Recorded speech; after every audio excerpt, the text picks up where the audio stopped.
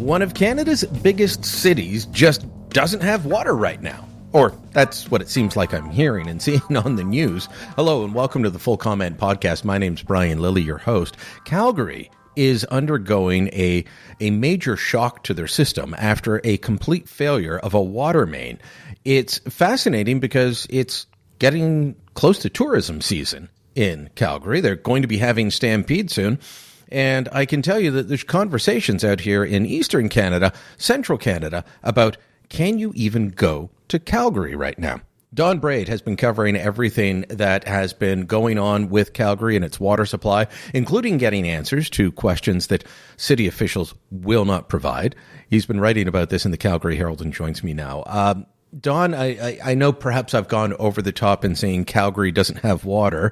I get that you do, but give me a sense of the situation. This is almost a month now of you being asked to reduce water supply, major water main breaks. How bad are things? Well, from day to day in the city, they're almost normal, really. I mean, we have to get the reality is the rest of the city, apart from the neighborhoods directly affected by this break, have to keep their water use below a certain level. And in that way, the second reservoir in the city can supply the whole city. So here in our place, we have no problem at all. Water flows with the same pressure. The stampede is going on. They're going to truck in non-potable water to deal with the sort of horsey things like watering down the yards and all that sort of stuff. And there'll be lots of bottled water present. I don't think anybody should not come for a stampede because of this. I mean, we have a major water line break, which is something so new for almost everybody in this country. You can drive a truck through this line, Brian. It's like 6 meters in diameter. It's a gigantic thing. I mean, we didn't know anything about this stuff. It's been under our feet for decades. In fact, this one's been there since 1975. So when you break a line like that, you've got a major explosion, which as it happens, is right on the Trans-Canada Highway, 16th Avenue through the northwest of the city, which is the Trans-Canada. Now, you can go around that on bypasses, but it's shut down. The initial neighborhoods that were directly affected, particularly Boness, do have water of a sort now. The rest of the city has water as long as we keep our consumption down. So let me ask, if you've got a home or a business right near this break, say in the Boness neighborhood, was there a time when you didn't have water? At the beginning, on the 5th of the month, when the thing popped, no, there was nothing. They got completely shut down. Two neighborhoods, Montgomery and Boness, on the west side of the city were completely without water. That was about the extent, and that was resolved in many ways after a few days, more or less. But that was about the extent of the direct impact on people. Now, when you tell people that that we might run out of water, they do tend to respond. Yeah. And the compliance has been pretty good so far. Although, here's one of the weirdest things. These city workers, and there's gigantic excavations going on. They found 6 separate faults. There's a place where the line popped, exploded, literally. And then there's 5 other places where they have to replace pipe, and they have to bring in gigantic sections of steel pipe. The pipeline has been coming from San Diego. The people of San Diego happened to have some of the right diameter and the right type to send, so we've been getting that from San Diego, and they arrive with little messages written on them from in I saw marker. That. Yeah, right. I saw that. It reminded me of World War II, guys writing messages on the bombs before they dropped. But these were friendly messages. These were friendly, yeah. So you described this pipe that's you can literally drive a truck through. I didn't realize it was that big, but 1975. Yeah. That's not that old. When I lived in Ottawa, when I covered Parliament Hill, I remember them having to replace water pipes below the city streets that it turns out they were made of wood, and Sir John A. Macdonald had literally been there for their installation. and those didn't fail. And you're talking about a concrete pipe from the 1970s failing What happened? Well, it's just to set the stage for that. The other reservoir here has pipe that's been working for 92 years without anything but minor failures, occasional gaskets and stuff like that. That pipe, according to one guy who's very familiar with this system that worked on all this stuff for years, he said you could take a diamond cutter to that pipe and you'd have trouble getting through it. It is so dense and so non-porous. The problem with this pipe that started coming out in the so literally 92 years without a big leak of any kind. That's where we're getting our water from now. This pipe that was made from the 1950s to the 1990s was made with more porous concrete. Okay, that sounds bad for a water pipe. It really does. But everybody thought it was just fine.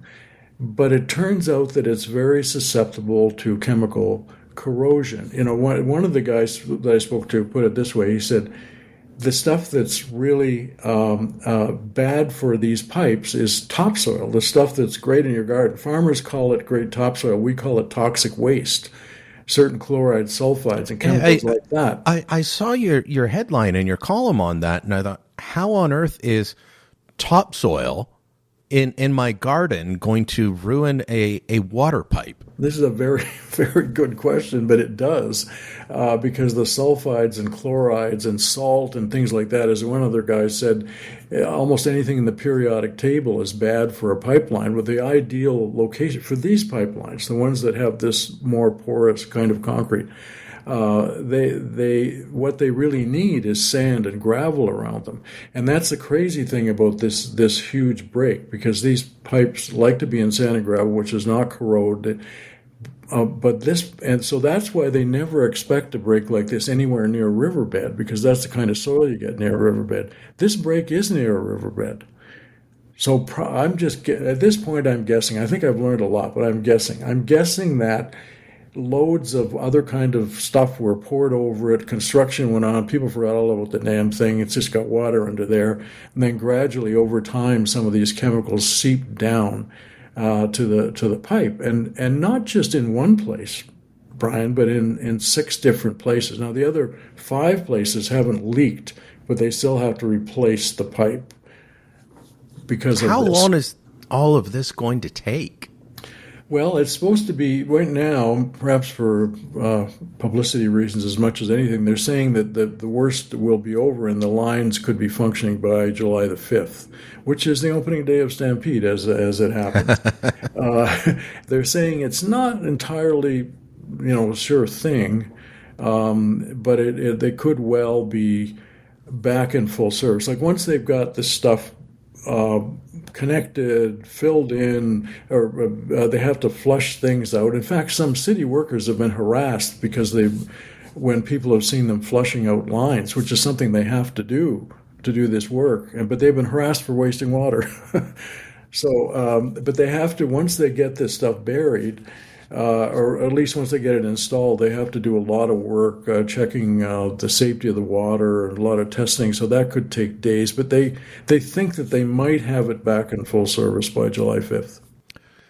Has the city ordered a review of the rest of their system, given that it sounds like this kind of pipe was used over several decades? Is there a worry that, we'll get this fixed, but either along this water main or elsewhere, more things are going to pop, as you say? Sure, and it's not just Calgary that should be concerned about this. Pretty well every major city in Canada has got some pipe of this type. This one was installed in 1975. It was supposed to have a lifespan of 100 years, and this is 50, right? One guy says if you have it in absolutely the right conditions, sand and gravel and so forth, they could last 200 years. So this is not, we're getting to the stage apparently where this corrosion is happening, and I don't think it's just happening here in Calgary. 100 or 200 years, and immediately I thought of the aqueducts. Right. They've lasted thousands. You made the point about wooden ones. My brother-in-law in Edmonton was telling me that he's there's some construction work going on near him where they're putting in a distribution line, a much smaller neighborhood line. And they actually found a wooden pipe that still had water in it and was still flowing somewhere. It's amazing what worked in the past, and now this is falling apart. There's been an attempt to try and say, well, it's the current mayor's fault. No, it's the former mayor's fault. Well, it's this party. I've seen some finger pointing, and granted, I'm following this from afar. I'm not in it the way you are. But to me, this is not a partisan issue or a partisan fault. It's a probably more of a structural one in terms of the bureaucrats and the people in charge weren't monitoring this properly. But is there a lot of political finger pointing, trying to blame different politicians, whether it be Mayor Gondek or anyone else? Yes. And that's one reason for that is because in 3 days from now, the new Democratic Party will vote on the new leader. The person expected to win is Nahid Nenchi, who, of course, was the mayor from 2010 to 21. Then let's blame him. Yeah, a lot of people are saying, yeah, it's his fault. Other people are saying it's Rachel Notley's fault, although she was the premier, not the mayor. And of course, there's a lot of blame going the other way as well. So there's a political element, and for the moment, as usually happens in a crisis in this country, the parties say, hey, Gondek started this by trying to blame the province for our mayor, Jody Gondek. Tried to blame the province for not providing adequate funding, to which Premier Daniel Smith immediately said, well, you never asked for any damn money to replace these lines or repair them. And then that sort of blew up, and then very quickly the mayor realized that this is not the moment for that sort of thing, and they've been cooperating and collaborating very well. And by pure chance, the province passed a bill in this session giving them the power to completely take over any emergency response from any municipality in the province should they decide the municipality is really screwing it up. They won't have to invoke that, I don't think, but it still is a little club they've got. So that if things don't go well, by July 5th it's still going sideways, they can step in and take over. Hypothetically, they could take over, but it's more of a bit of a paper threat, but it's still something the city has to consider for sure. I don't think there's any sign of that. Actually, the city of Calgary has pretty good emergency response. We've been through one of the biggest floods in Canadian history here, so they've had a lot of practice. I remember going out to cover that. Yeah. And still the images, and I got there a week or two after. Mm-hmm. And the images of what it was like are burned into my brain. The city should have known, and you write about this in one of your columns, that they should have known about trouble because of something that happened in January of 2004. There was a smaller line in an area called McKnight Boulevard that went, mm-hmm. and that caused all kinds of local consternation, but why do you say that should have told the city, hey, you got to look into this? Well, it was in an area where nothing like this was expected because they thought it was in the right kind of soil. So when this popped on McKnight Boulevard on a day when it was almost minus 40, and there was rivers with boats in them and that quickly turned to ice, when they dug down, what they discovered was corrosion of this same kind. And the corrosion was clearly coming from the soil. They didn't expect anything like this here, just as they didn't expect it in the one we're experiencing now. And one of the engineers who was on the spot that day told me that what they discovered was a line of clay running diagonally and touching the pipe at a certain point. And the clay was moist, as clay tends to be, and that kind of tends to absorb bad chemicals. And that's why the line popped, because of that one thing. And as I said, these things are installed long ago, and I don't think anybody's out there guarding them to make sure nobody puts the wrong soil or a load of road salt or something on top of it. And there you go. But I mean, they had to have known that there was clay in that area then. I mean, you're digging through, you would see there was clay. You'd think so. I think at that point... It's not something that's easy to move.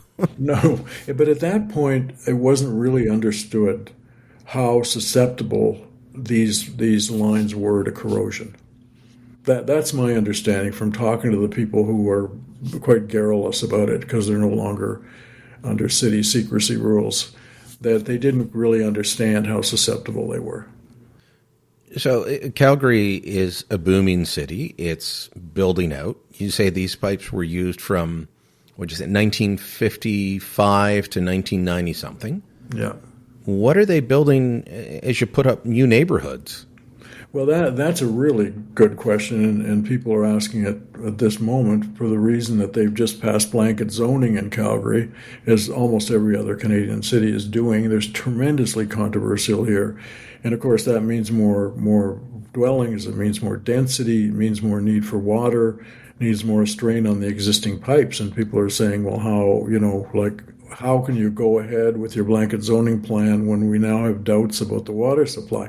They should have built, this is getting really, Calgary-centric and technical, but they should have built another north line into the north side of the city long ago. And they tried it a couple of times, but they never quite got it going. But how do you serve all these new things that federal money is enabling with their, I forget the name of this housing incentive program, how do you serve them? How do you serve those neighborhoods? The question is, maybe you really can't with what we've got now.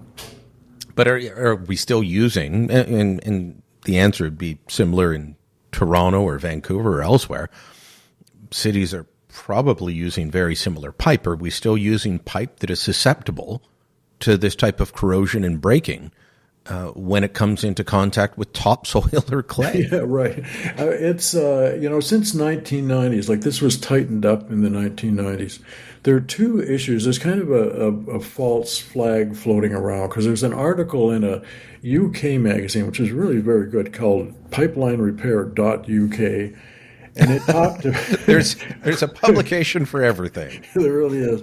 We're really getting down in the weeds here. But this article pointed out that around about 1970, pipeline makers decided that steel technology had progressed so far that they could use less steel reinforcing wire. Now, the way these things work is there's a concrete sleeve that surrounds us all. That's the porous concrete we're talking about. Inside of that, there's all this reinforcing wire that's also essential. And that's, the city officials here are saying these wires just started popping. Well, they started popping because the concrete melted, right? But in the States, there was the use of, that they started in the 1970s, of less wire led to all kinds of trouble. In California, Washington, D.C., they all had major blowouts.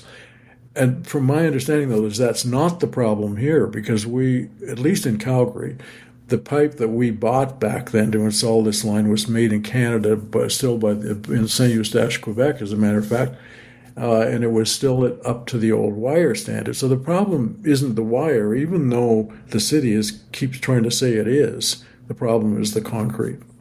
Bad concrete. That concrete standards were changed and improved and tightened up after 1990. So any newer lines have probably got a better chance. All right, we're going to take a quick break, but when we come back, Don, you've covered politics, especially municipal level, for a long time.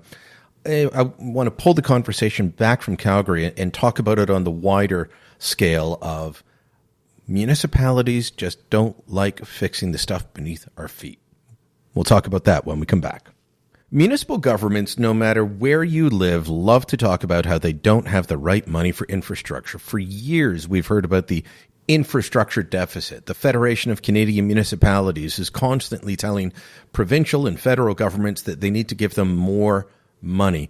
Don, I want to start there because we've heard those cries by municipal leaders for years, but in my experience covering politics at all levels, municipal leaders don't like fixing the things beneath our ground. Fixing a water main is not nearly as sexy as putting up something new and shiny that you can get your photo taken next to and into the local community newspaper.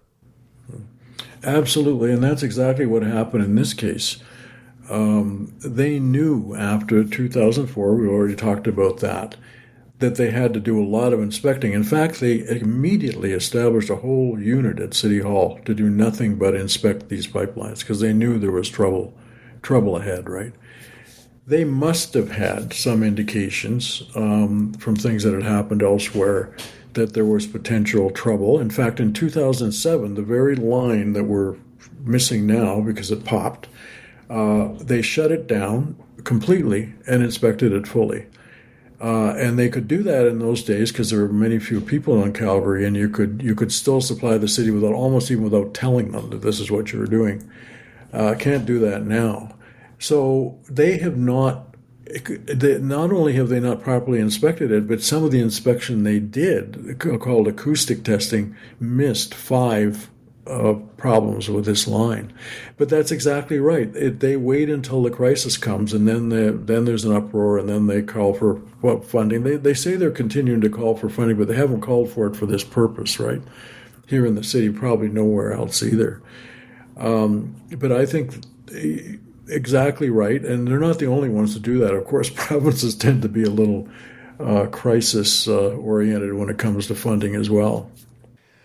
So you've been talking to the engineers. You've been talking to the retired engineers, the guys who are blowing the whistle. What are they telling you in terms of what the city's doing right, what they've missed, what they should have done? What's the story? Well, they should have done more testing. They should have found a way to test this line. They're not saying that they haven't done a lot of things that were. In fact, they do say that this city, because of what happened in 2004, has more aggressive testing than most other Canadian cities of these lines. And of course, in neighborhoods, there are hundreds of little pops every year. That's kind of expected. So there's lots of inspection done, but the question becomes, in this case, why, after having been aware of what the problem was, why they missed this one. So it's a major failure in the system somewhere for sure. And really, you asked me earlier, Brian, about a study being done. Well, I initially said there should be a full independent study. I don't know what I was thinking. Because now they say there will be a full independent study, and they can't talk about anything until it's done. Well, what they're like? Probably in this, so I deeply regret having called for a full and independent study, because it'll be months and months, maybe years before we actually hear anything. I remember covering Paul Martin announcing the 2004 federal election, and all 3 of the big issues were either before an inquiry or the courts. Yeah, and so he couldn't talk about any of them. And that's what politicians love. Yeah. So there was a committee meeting the other day where some councillors were being aggressive and kind of rubbed the mayor and other city officials the wrong way, didn't it? Because these councillors wanted answers. Did they get them? No. These councillors there's another interesting thing happening here, because the province is enabling civic political parties. And by next year's election, in the fall of 25, of all munis in Alberta, political parties will be allowed. Now, there's a cadre of 7 councillors who are conservative, very much opposed, will be definitely UFC affiliated, if not UCP, rather, United Conservative Party affiliated, if not actually named, going into this election. So these people tend to really ask a lot of hard questions and get very few answers, because it really is a pitched battle between the Conservatives, the UCP leaners, and the Progressives, the NDP or Liberal leaners on council. It's interesting that you're going that way. British Columbia, they already have that. Quebec has that. Yep. We don't have it in Ontario, but we should, because we all know. Mm-hmm. I know that Olivia Chow, Mayor of Toronto, is a New Democrat. You know that Jody Gondek is a New Democrat. it doesn't take a lot to figure it out. So why not just be straight up? Well, I was going to say that one thing I've always felt is that when you vote for a councillor, you really don't know what you're getting. If they're part of a party platform, at least you know what platform you're voting for. That alone suggests that there's not the worst idea to have political parties. You wrote early on in this crisis that you wrote favorably of the mayor and said one thing you can say for sure is she doesn't run and hide, that she was out front on this. Is that still the case, or with your comments about people not getting answers, is she backing away from being as upfront as you appreciated early on? Well, I don't think they're being nearly as upfront as they should be, but I think the mayor, as in any crisis can be an opportunity, the mayor has taken a tremendous pounding over a number of issues, declaring a climate crisis, the bylaw, the crazy bylaw against paper bags that they tried to bring in. She's taken a huge pounding for months.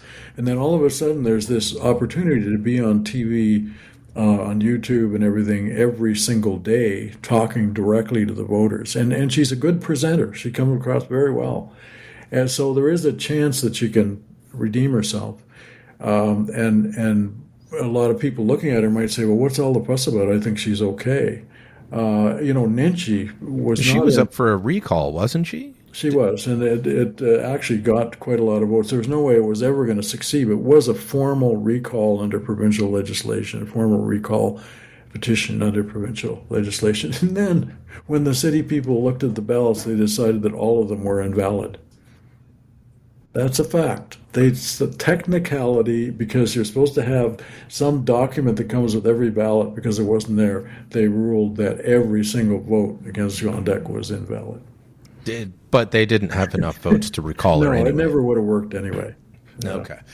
So she's gone from the point of, a large number of people wanting her gone to, as you say, using this as an opportunity. Do you think folks that aren't plugged into City Hall politics all the time, we might call them low information voters, are they going to turn and, as you say, feel like, okay, she's doing a good job? It's kind of what happened to Doug Ford during the pandemic here in Ontario. I think there's a chance of that, but the longer this goes on, the less chance there is. I mean, eventually it's like COVID, right? Remember the beginning of COVID when most people were saying, oh yeah, maybe I better do that. And then as the thing wore on, whole careers were ruined. Just ask Jason Kenney. So this is in a very minor way, a little bit like that if it goes on, and they're terrified. I'll tell you this too, Brian. They're terrified of imposing too many restrictions because of the reaction that's still very strong here about COVID response. It's really easy to provoke the freedom crowd again over any kind of government restriction. And at the beginning of this thing, there was a group that were sort of a group of gardeners who were refusing, saying there's no way we're going to let the city take away our freedom to water our plants. So they've declared a local state of emergency, but they're going really easy on being tough on violations. It's funny the reaction that has come out of COVID, because people I know who were very compliant, at least at the beginning, now bristle at any thought of restrictions. It's like a nervous twitch, an instant backup on such things. You've had some odd requests from City Hall, though, in terms of even things like flushing, which I saw a lot of mockery about that. But have they at least found a humorous way to deal with this? Not particularly, but some of it does make you laugh, like getting instructions from the mayor on how to shower. If you get in the shower, get yourself wet, turn the shower off, soap yourself up, turn the water back on, wash the soap off, exit shower kind of thing. And we learned that if what families flush one fewer time per day will save 12 million liters of water every single day.